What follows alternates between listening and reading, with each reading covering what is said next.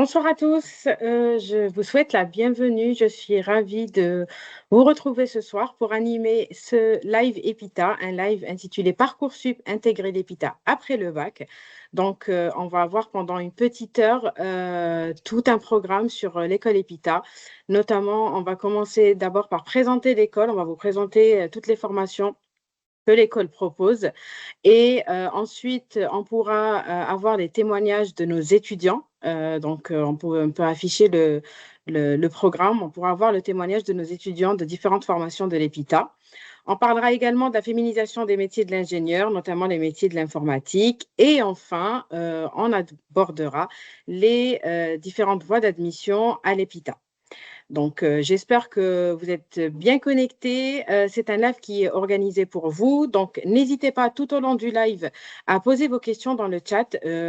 Tous mes collègues sont mobilisés pour vous répondre et on aura à la fin de ce live une petite session de questions-réponses qu'on pourra aborder directement à l'oral. Pour commencer ce live, on va d'abord commencer par présenter l'école.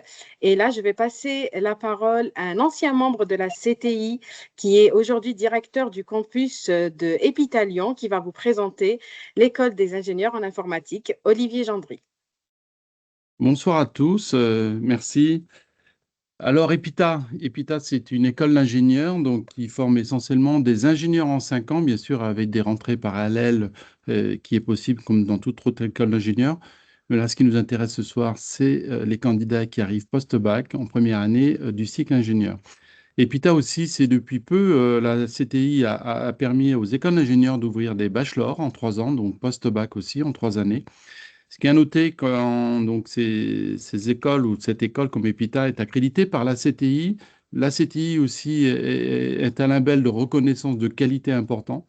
Ce que ça veut dire tout simplement, pour un titre d'ingénieur, vous avez le grade de master, la reconnaissance internationale du diplôme, et le grade de licence pour un bachelor.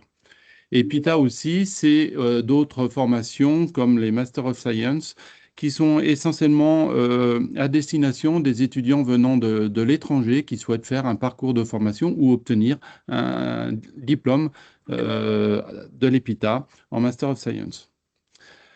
Alors nous sommes très heureux aussi cette année, aussi c'est la reconnaissance du travail et l'implication des équipes, d'avoir obtenu la deuxième place dans le paramètre, dans comment dire, l'enquête du Figaro étudiant qui nous a placé deuxième école d'ingénieurs en France intégrée. Donc c'est une belle reconnaissance et nous en sommes ravis. Passer au deuxième slide. Alors EPITA aujourd'hui, c'est 5 sites. Le premier historique, bien sûr, Paris. Paris qui regroupe 3 campus différents. Vous avez une grande partie des étudiants, une majorité des étudiants qui sont sur ce site historique. Donc avec la défense, donc le cœur de la défense, on va retrouver les bachelors, entre autres le bachelor cyber, on en parlera tout à l'heure. On aura aussi le parcours, le site de Villejuif qui regroupe les cycles préparatoires, c'est-à-dire les 2 premières années, et Clément Bicêtre qui a la possibilité de faire les 3 dernières années du cycle ingénieur. Les sites en région, donc à la fois Strasbourg, Lyon, Toulouse, Rennes, font pour Toulouse et Lyon les 5 années de formation. Et vous avez la chance de pouvoir, donc, si vous le souhaitez, aussi poursuivre sur les sites de Strasbourg et de Rennes, parce qu'ils vont ouvrir aussi le cycle ingénieur complet. Et Rennes, on verra la particularité, va ouvrir aussi le bachelor, un bachelor donc à partir de cette année. Et Lyon, entre autres, ça sera l'année prochaine. Alors, là, les domaines d'expertise sont assez larges, hein, qui couvrent en fin de compte, je dirais aujourd'hui, on est dans un monde du numérique. Avec un métier d'ingénieur en informatique, vous avez la chance et l'opportunité de pouvoir aller dans plein de secteurs différents, ce qui n'est pas vrai pour tout diplôme. Si je prends un diplôme d'ingénieur en agro ou un ingénieur en mécanique, on voit très bien que mon champ peut se restreindre d'activité. Mais aujourd'hui, avec un diplôme d'ingénieur, je peux aussi bien me retrouver dans le domaine de la santé, je peux aussi bien me retrouver dans le domaine de l'agronomie, dans le domaine de la finance, pourquoi pas dans le spatial aussi, parce qu'à chaque fois, il faut envoyer des commandes, il faut traiter des images, il faut traiter de la data. Et généralement, dans ces équipes, on retrouve un ingénieur en informatique. Donc, vous voyez les domaines. Alors, il y a des domaines qui font rêver, qui donnent envie aux élèves. Je pense à la cybersécurité, l'intelligence artificielle. D'autres domaines, on verra un peu plus liés à des domaines techniques ou des secteurs d'activité. Et on va voir que nos majeurs, en fin de compte, on va passer au slide suivant. Nos majeurs, donc, avant de parler peut-être des majeurs, le parcours de formation, donc le formation d'ingénieur, donc bien sûr, est en 5 ans, avec 2 années de classe préparatoire, avec 3 possibilités différentes. Je peux le faire classique, c'est-à-dire je peux le faire sous statut étudiant en langue française. Je peux aussi le faire aujourd'hui à Paris et à Lyon et à partir de septembre 2026 aussi à Toulouse. Je peux faire aussi en section anglophone sur les 3 premières années, y compris l'ingénieur. Je peux aussi le faire en parcours accompagné à Paris. Ça s'adresse principalement aux personnes qui n'ont pas choisi les bonnes options au bac et qui peuvent récupérer en fin de compte ce cursus de cycle ingénieur avec une prépa particulière. Après, bien sûr, on a donc les 3 années qu'on appelle les 3 dernières années, troisième, quatrième et cinquième, qu'on appelle le cycle ingénieur, qui regroupe l'Ing 1, l'Ing 2 et l'Ing 3, qui sont des années où on va acquérir dans un premier temps des compétences de développeur en première année, hein, qui vont nous permettre de faire le stage qu'on appelle de tronc commun, qui va se faire début de quatrième année avec 5 mois, donc les 5 premiers mois. Alors au préalable, bien sûr, il y aura aussi classiquement dans les écoles d'ingénieurs une période pour un petit stage qui permet de découvrir le monde en fait, professionnel. Mais ce stage, en fin de compte, de quatrième année, pardon, de 5 mois, est significatif et on va commencer à démontrer aux entreprises qu'on sait faire du développement et qu'on est déjà un pré-ingénieur. Ensuite, on va voir dans le slide suivant les 19 majeurs qui vont nous permettre aussi, en finalité, donc avec 2 semestres académiques qui sont entre la quatrième et cinquième année et terminés par 6 mois de stage donc, en entreprise. Là, vous avez en fin de compte les 3 grandes catégories en fin de compte de majeurs, hein, 19 majeurs. Alors, une grande partie, bien sûr, sur Paris, tout simplement parce que c'est le site historique. Vous avez les majeurs, donc avec un carré blanc, c'est les majeurs sous statut étudiant. Et en rose, les majeurs en alternance. Donc, vous avez des majeurs qui sont plus dans le domaine de la tech, hein, donc la compétence, on va dire, scientifique et technique, pardon, l'IA, les réseaux, la cybersécurité, la data, et des majeurs qui vont être plus liés à des domaines de management, donc de conseil, de systèmes d'information, de génie logiciel auprès des entreprises, et d'autres domaines qui sont plus dans un domaine applicatif, par exemple l'image, la santé, l'industrie du futur. Voilà, donc vous avez ce choix et cette possibilité de choisir, donc pas dès le début de l'année, pas bien sûr lorsque vous arrivez à l'EPITA, ce choix se fera beaucoup plus tard, lorsque vous serez quasiment en quatrième année, donc en troisième année, ces majeurs vous seront présentés. Vous avez peut-être une idée précise d'aujourd'hui, mais vous allez découvrir aussi de nouvelles activités de l'ingénieur en informatique et vous allez dire, en fin de compte, je change d'avis et c'est ça que je veux faire et c'est pour ça que je suis venu à l'EPITA. Donc, on peut passer à la slide suivante. Alors, j'ai évoqué beaucoup, j'ai parlé beaucoup des diplômes d'ingénieur, parce que bien sûr, ça représente un flux important des étudiants en formation, mais aussi l'EPITA, c'est aussi la formation de bachelor, donc à partir du post-bac en 3 ans, B1, B2, B3. Ça permet à ces étudiants d'acquérir donc des compétences, de pouvoir évoluer donc dans des missions ou des métiers. Alors mission, pourquoi? Parce que donc on a ce bachelor en cybersécurité qui est fait en partenariat avec l'école polytechnique et avec l'armée. Avec ce bachelor, on forme les futurs officiers en cybersécurité de l'armée. Donc, c'est des gens qui sont, je dirais, très rapidement engagés, hein, qui souhaitent, je dirais, servir leur pays. Et on leur en félicite. Et vous avez aussi la partie, donc avec des cours en commun avec Polytechnique, on est plus sur la partie cybersécurité des entreprises. Aussi, c'est des domaines aussi très importants qui sont nécessaires aujourd'hui dans tout type d'entreprise.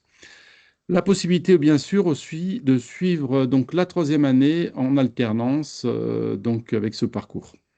On a bien sûr l'accréditation, comme j'ai évoqué à CTI tout à l'heure, qui nous donne le grade de licence aussi, qui est quelque chose d'important par rapport au ministère de l'Enseignement supérieur. Alors l'EPITA aussi, aujourd'hui, vous voyez, c'est une multitude de métiers, donc qui sont sur des métiers de la tech, des métiers importants.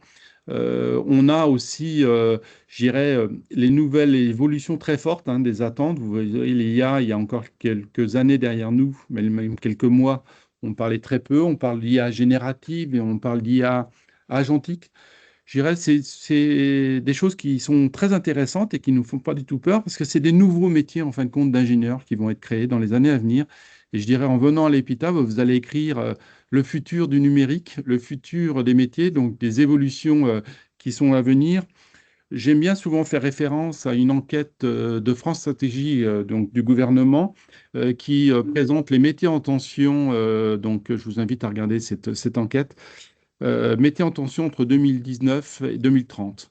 On retrouve en troisième position les métiers de la santé, d'aide à la personne qui, je pense, n'étonnera personne avec à peu près 60 000 besoins.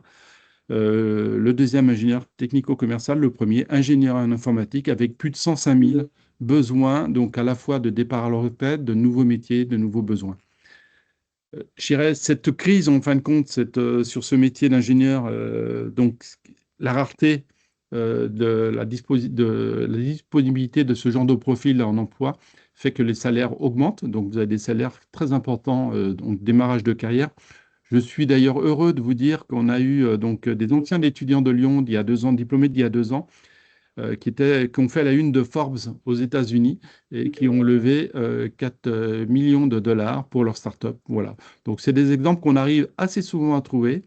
Et on est très fiers de ces étudiants qui réussissent, qui peuvent à la fois aussi bien créer leur start-up. Certains poursuivent aussi en recherche dans l'IA, mais beaucoup vont en emploi. Et d'ailleurs, à peu près une vingtaine de pourcents de ces étudiants poursuivent aussi à l'étranger leur début de carrière. On peut passer, voilà. Eh bien, merci. Merci à vous. Et je Merci reste avec beaucoup. vous pour répondre à vos questions tout à l'heure. Merci Olivier, merci pour toutes ces explications. Vous avez vu maintenant tout ce qui concerne l'EPITA et les formations. On va passer à encore une autre partie de présentation de l'EPITA, mais cette fois-ci par nos étudiants qui vont vous raconter leur expérience. Et je vais donner la parole en premier à Hugues, qui est actuellement étudiant en bachelor, en deuxième année du bachelor cyberdéfense. Bonjour à tous, donc je m'appelle Hugues. En effet, je suis en deuxième année du bachelor cyberdéfense, donc on l'a mentionné tout à l'heure.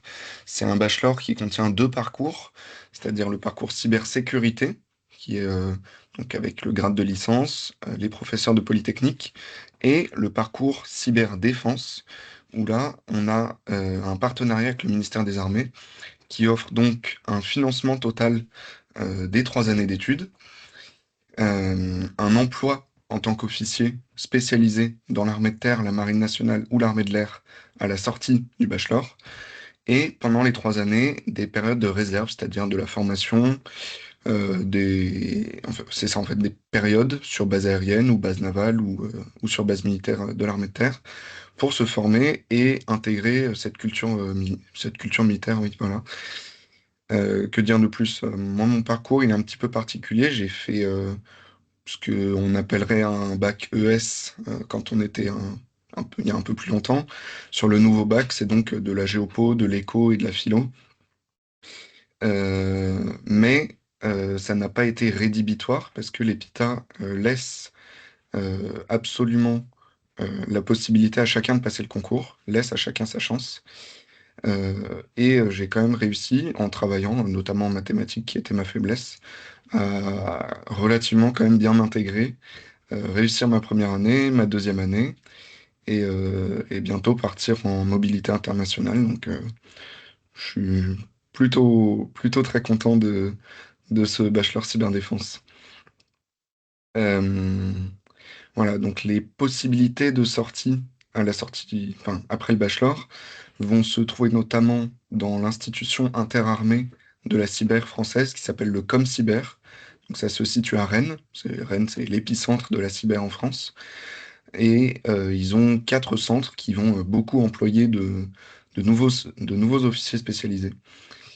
Il y a aussi des postes en régiment ou sur base aérienne et différentes possibilités d'emploi dans différentes unités spécialisées en guerre électronique, en guerre informationnelle, et que ce soit dans l'offensif ou le défensif de la cyber française.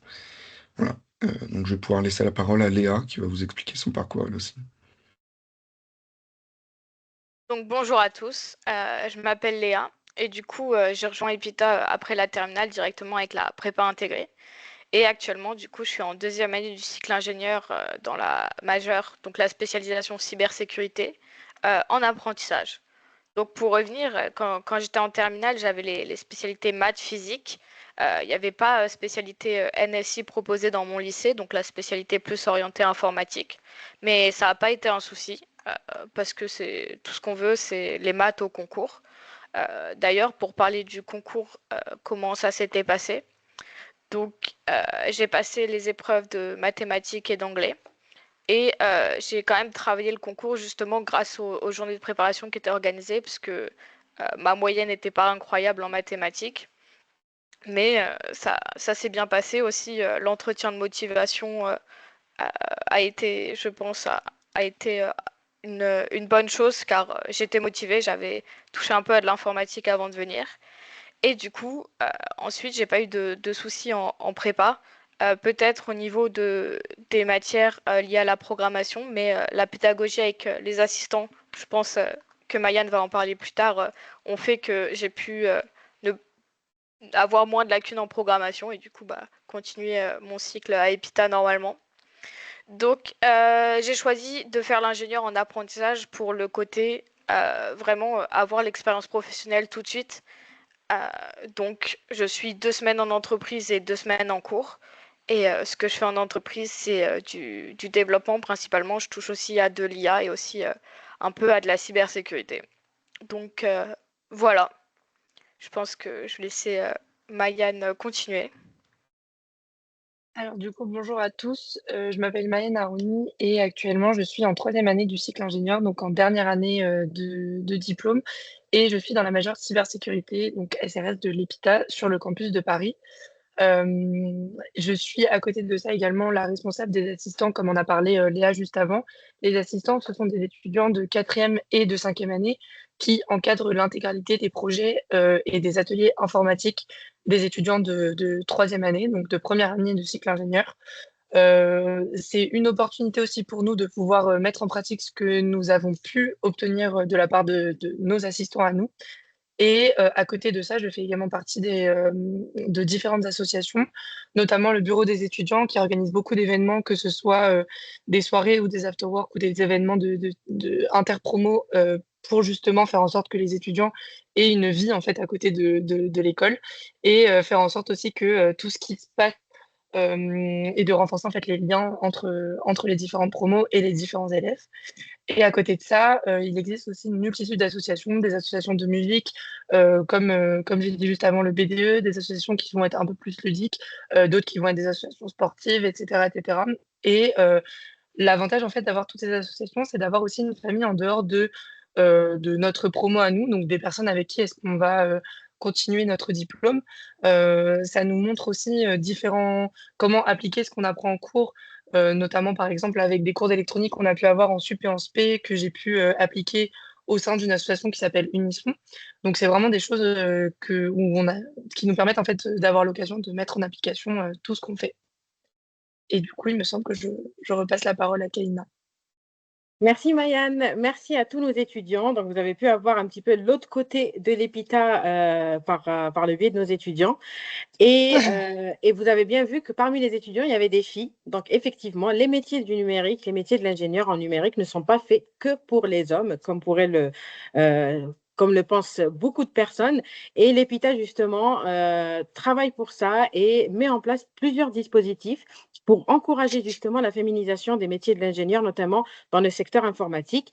Et ma collègue Christa va vous expliquer ces différents dispositifs. Bonjour à tous. Alors, je vais vous présenter les 4 dispositifs que propose l'EPITA, donc pour favoriser l'entrée des femmes dans la tech et dans notre école. Donc, premièrement, on a la bourse Amazon Future Engineer, qui est une bourse qui est en partenariat avec la société Amazon, l'association Article 1 et l'école EPITA. Donc, on propose 10 bourses par an qui finance à hauteur de 7 500 € par année pour les étudiantes. Il y a un mentorat également qui est assuré par l'association Article 1 et qui met en relation les étudiantes donc, et des collaborateurs d'Amazon. Ensuite, on a le Trophée Excellentia. Donc, le Trophée Excellentia, c'est un programme qui est mis en place pour financer les 2 premières années de cycle préparatoire uniquement. Tout se passe en ligne, donc la candidature se fait en ligne. Et l'idée, c'est de proposer un projet innovant, et on propose 3 bourses par an. Voilà. Ensuite, on a 2 programmes donc, qui sont proposés par le concours Advance, qui permet d'entrer dans l'école, et un programme interne, donc les cadettes de la cyber. Là, on est beaucoup plus focus cyber, et ça permet aux étudiantes de participer à plusieurs événements autour de cette thématique et d'être vraiment ambassadrice en cybersécurité. Et pour le concours Advance, c'est le programme donc Better, Faster, Stronger. Ils mettent en place pas mal d'événements grand public aussi, et pas mal d'initiatives comme sur les réseaux sociaux. On vous a affiché les dates donc, de candidature pour les 2 initiatives dont j'ai parlé en premier, donc à savoir la bourse Amazon, où les candidatures se clôturent à partir du 18 jusqu'au 18 mai, et le Trophée Excellentia, où la clôture des candidatures se fait le 15 juillet. Donc, on vous invite à screener et à noter dans vos agendas. Merci Christa, merci pour ton intervention. Effectivement, notez bien ces dates, vous pouvez les retrouver sur le site de l'EPITA.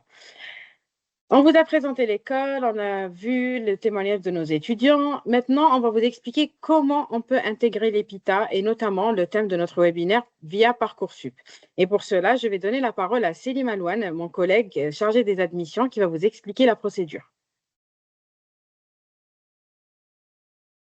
Merci Kaina, bonsoir à tout le monde.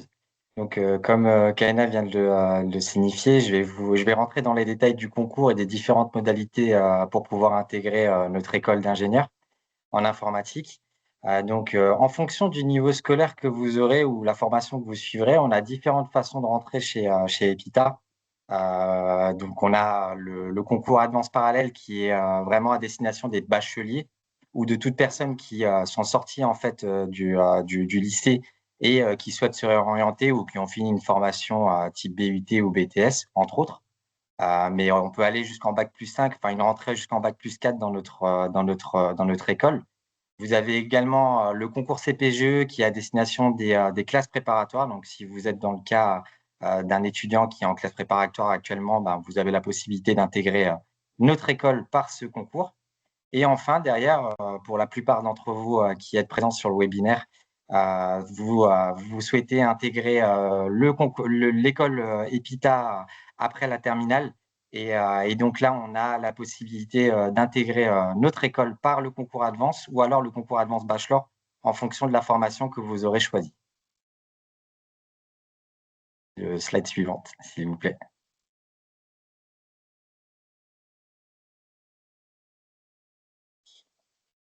Ok, super, merci. Donc derrière, en fait, les conditions pour intégrer le concours Advance Bachelor ou le concours Advance Postbac sont sensiblement similaires. Il faut être élève de terminale de la voie générale ou STI 2D. Donc, vous avez la possibilité derrière, sur ces 2 voies, d'intégrer le concours Advance. Il faut être dans un lycée français, en France ou à l'étranger. Donc, concrètement, ça veut dire qu'on a des lycées français à l'étranger dans des pays en Allemagne, au Luxembourg ou ailleurs dans le monde. Si maintenant vous êtes dans le cas où vous êtes dans un lycée à l'étranger, donc vous êtes en Angleterre mais dans un lycée anglais qui n'est pas français, là il faudra passer par le concours Advance Parallèle. Donc ça c'est important de le préciser. Il faut passer le bac en 2026 et peu importe votre choix de spécialité ou d'option, vous avez la possibilité de passer le concours. Donc ça c'est assez rassurant étant donné qu'on a des parcours comme le parcours accompagné qui ne nécessitent pas forcément d'avoir les maths en terminale, par exemple. Vous pouvez passer la slide. Donc, comment ça se passe concrètement? Le concours Advance est présent sur Parcoursup. Cette plateforme est ouverte depuis le 17 décembre. Vous avez déjà la possibilité de pouvoir avoir des informations sur EPITA et les différentes formations qu'on propose. mais vous avez également derrière la possibilité en tant que seconde ou première de créer un compte et d'avoir des informations sur les différentes écoles du concours Advance. À partir du 19 janvier, donc depuis maintenant 6 jours, vous avez la possibilité en fait de formuler vos vœux sur la plateforme. Étant donné que le concours Advance, c'est un concours qui regroupe 4 écoles, l'école d'ingénieurs en aéronautique IPSA, l'école d'ingénieurs Subiotech, qui est une école d'ingénieurs en biotechnologie, et l'école d'ingénieurs généralistes ESME, et notre école. Si vous posez un vœu concours Advance, vous avez la possibilité d'intégrer l'une de ces 4 écoles. Donc ça, c'est quelque chose qui est vraiment cool. Donc un vœu pour 4 écoles. Et donc, vous avez jusqu'au 12 mars en fait pour formuler ces 10 vœux. Arrivé le 12 mars, vous aurez plus la possibilité de pouvoir rajouter des vœux. Donc derrière, les vœux que vous aurez faits seront bloqués.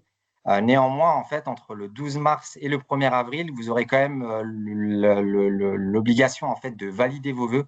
J'insiste vraiment beaucoup sur ce point-là, puisque derrière, en fait, le fait de valider, de choisir en fait ces vœux le 12 mars et d'avoir par exemple EPITA dans ces vœux, ne signifie pas que vous serez, vous pourrez passer le concours le 1er avril si vous n'avez pas validé en fait ce vœu-là.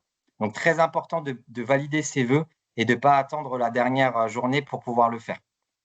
Vous aurez aussi différentes démarches administratives à faire, notamment choisir votre centre de concours. Là aussi, je tiens à préciser que le concours Advance en fait, peut se passer sur différents centres de concours en France. Donc ça, c'est vraiment l'avantage du concours. Admettons que vous êtes un candidat à Lyon, on a un centre de concours à Lyon, vous avez la possibilité de passer le concours là-bas, mais par exemple de postuler pour le campus de Paris, de Rennes, de Toulouse ou de Strasbourg, notamment. Et ça marche pour toutes les écoles du concours Advance. Et puis après, derrière, entre le 11 avril et le 5 mai, vous allez passer le concours Advance, donc sur l'un de ces centres de concours, en choisissant notamment aussi un jury en fonction de l'école que vous souhaitez suivre. Tous les jurys ne sont pas disponibles dans tous les centres de concours, mais ça n'aura aucune incidence en fait sur votre choix et l'école que vous souhaitez intégrer parmi ce concours. Néanmoins, l'avantage que vous avez aussi par le concours Advance, c'est que toutes les épreuves se font sur la même journée. Donc, pour les parents qui peuvent être présents sur le webinaire, c'est aussi un moyen en fait de logistique de pas trop s'encombrer et de devoir passer différentes épreuves sur différents jours. Donc là, l'avantage, c'est que vous passez ça sur une journée ou une demi-journée, donc entre le 11 et le 5 mai, 11 avril et le 5 mai. Et donc derrière, à partir du moment où vous aurez passé ces épreuves-là, vous aurez les résultats le 2 juin. Donc des résultats sur Parcoursup qui vous signifieront si vous avez été validé sur ce concours-là. Donc les spécialités recommandées chez EPITA derrière vont dépendre en fonction du niveau académique que vous avez. Pour les secondes, nous à EPITA, on recommande fortement de prendre les mathématiques. Donc les écoles d'ingénieurs sont quand même des écoles scientifiques. Donc on a besoin que vous ayez des spécialités scientifiques, et les mathématiques dans l'informatique, c'est quand même quelque chose d'important. Donc c'est vraiment quelque chose qu'on recommande très fortement. En spécialité 2, vous pouvez prendre une spécialité scientifique, c'est recommandé.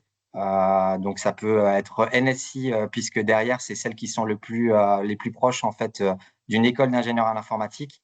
Vous n'avez pas cette spécialité partout dans tous les lycées. Néanmoins, derrière une deuxième spécialité scientifique fera l'affaire, comme la physique entre autres. La spécialité 3, elle est à votre convenance. N'hésitez pas à prendre quelque chose qui vous intéresse, histoire de l'art ou autre. En tout cas, ça n'aura pas d'incidence sur votre entrée en école d'ingénieur. Puis en terminale, voilà, encore une fois, il est fortement conseillé de garder les mathématiques et une autre spécialité scientifique. Et là, le Graal, vraiment, la cerise sur le gâteau, c'est de prendre les mathématiques experts en spécialité 3. Bien sûr, pour les terminales qui sont dans le parcours accompagné, là, vous avez au moins une spécialité scientifique qui est recommandée pour pouvoir intégrer ce parcours. Les modalités du concours, il y en a 3. Vous avez, dans un premier temps, un examen du dossier qui est réalisé. Je tiens à rassurer tous les étudiants qui nous écoutent, vous n'avez pas l'obligation d'avoir un dossier qui nous convient pour pouvoir passer les épreuves de concours. Ça n'a rien à voir du tout. Ça fait partie de la notation mais vous passerez dans tous les cas ce concours au sein de nos centres de concours. Et donc, l'examen du dossier, il consiste en quoi? On va regarder vos bulletins de première, les bulletins de terminale, les 2 premiers trimestres, les notes que vous avez pu avoir sur les épreuves anticipées du bac de français, notamment. Et puis après, derrière, en terminale, forcément, derrière, sur le concours en lui-même, les épreuves écrites, vous allez avoir un QCM de mathématiques qui est COEF 4. Donc, c'est un QCM avec 50 questions qui dure 1h30. Il faut savoir que sur ces 50 questions, derrière, vous avez 42 questions que vous devez répondre et 8 questions qui sont des questions joker. Pourquoi on les a mis en place, ces questions joker? Pour la simple et bonne raison que arrivé avril, en fonction du lycée où vous êtes, vous n'aurez peut-être pas vu les mêmes chapitres au même moment. Certains profs commencent au début des chapitres et ils finissent sur des chapitres que vous n'aurez peut-être pas vus en avril. Donc, derrière, ça aussi, je tiens à vous rassurer, si vous êtes dans le cas où vous n'avez pas vu tout le programme de mathématiques, cela ne vous impactera pas. Vous avez un QCM d'anglais COEF 3 avec 30 questions aussi de 30 minutes. Et enfin, derrière, vous avez une synthèse de motivation, donc un entretien de motivation qui est un entretien de motivation bienveillant. Ça aussi, je le précise, l'objectif de cet entretien, on sait que c'est votre premier entretien en tant qu'étudiant, vous n'en avez pas fait non plus 1 milliard avant ce concours. L'objectif, c'est vraiment pour vous de savoir que vous êtes au bon endroit. L'idée, c'est de pouvoir parler aussi de votre motivation, donc parler du fait que vous avez fait des webinaires, des journées portes ouvertes, que vous vous êtes intéressé au sujet à l'école. Pour ceux qui ont déjà un projet professionnel, n'hésitez pas à en parler aussi pendant cet entretien. Le jury va vous poser des questions, donc toutes les personnes qui sont introverties, je vous rassure, ça ne posera pas de souci. On est là aussi pour vous mettre le plus à l'aise possible. Mais vous aussi, n'hésitez pas à poser des questions parce que, comme je vous l'ai dit, c'est plus un échange qu'un entretien de motivation. Et l'objectif, c'est que derrière, en fait, que ce soit de votre côté ou d'une autre, tout le monde soit rassuré à l'idée que vous soyez à la bonne place. Et puis enfin, vous avez la note profil école qui est COEF 3 et qui est derrière une note qui est accordée en fonction derrière de l'école que vous avez choisie parmi le concours Advance, puisque c'est une banque de concours avec 4 écoles. Forcément, si derrière, pendant votre entretien de motivation, vous avez beaucoup insisté sur l'EPITA et sur les différents centres d'intérêt que vous avez autour de l'informatique, on va vous donner une note qui correspondra en fait à votre niveau de motivation et votre capacité à pouvoir intégrer l'EPITA.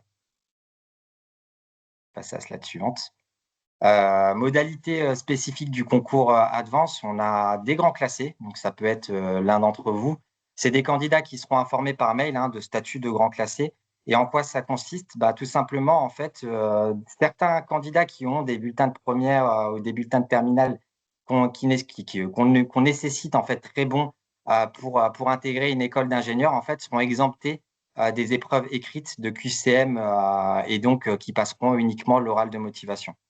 Je vous ai parlé de l'importance de l'oral de motivation. Là, on le voit clairement. Même si vous êtes exempté d'écrit, on a intérêt à voir en fait tous les candidats passer sur les différents centres de concours pour les raisons que je vous ai expliquées précédemment.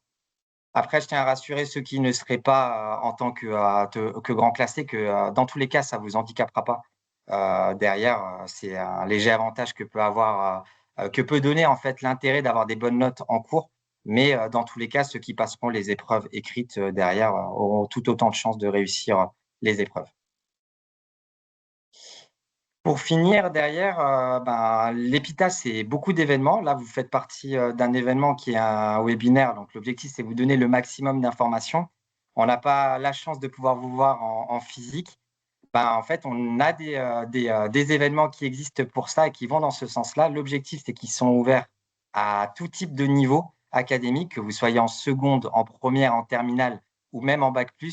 N'hésitez pas à venir sur nos événements. Nous, on organise des journées portes ouvertes, donc des journées où vous avez l'occasion de nous voir physiquement sur les différents campus que vous souhaiteriez peut-être intégrer, pouvoir découvrir en fait ce que c'est une école d'ingénieur, parler avec la scolarité, parler avec des étudiants, découvrir les ateliers en rapport avec l'informatique. Derrière aussi tout ce qui est spécialisation, donc majeure, qu'on peut proposer et que Olivier vous a expliqué précédemment. Donc, on pourrait rentrer dans les détails pour ceux qui en proposent. Vous avez la possibilité de voir aussi tout ce qui est service relations entreprises, donc tout ce qui va être stage, voir tous nos alumni, puisque une école, c'est aussi beaucoup d'alumni. Donc, échanger avec ceux qui aujourd'hui travaillent Vous avez la possibilité, en tout cas, de les rencontrer sur nos journées portes ouvertes. Et on a des journées d'immersion. Donc ça, c'est plus à destination de ceux qui peuvent encore se poser la question, est-ce que l'informatique, ça me plaît?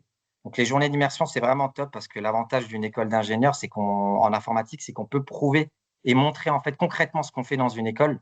Et pendant une demi-journée, en fait, vous allez être initié à de la programmation, à voire participer pour certains à des cours pendant les journées d'immersion, enfin des cours d'ingénieur. Donc l'idée, c'est que vous soyez le plus proche de ce que peut ressentir un étudiant pour pouvoir faire le meilleur choix à la fin. Donc, si cela vous intéresse, sachez que les prochaines journées portes ouvertes, notamment pour Lyon, Strasbourg et Toulouse, auront lieu le 31 janvier. Et maintenant, si vous voulez en savoir plus sur les différents événements et les dates qu'on propose, je vous invite à scanner ce QR code pour pouvoir vous inscrire sur ces différents événements. Merci Célim, merci à tous de nous avoir suivis. Vous allez recevoir un lien pour pouvoir revisionner ce webinaire ce soir à partir de 19h par SMS et vous l'aurez également par mail à partir de demain. Je vous remercie.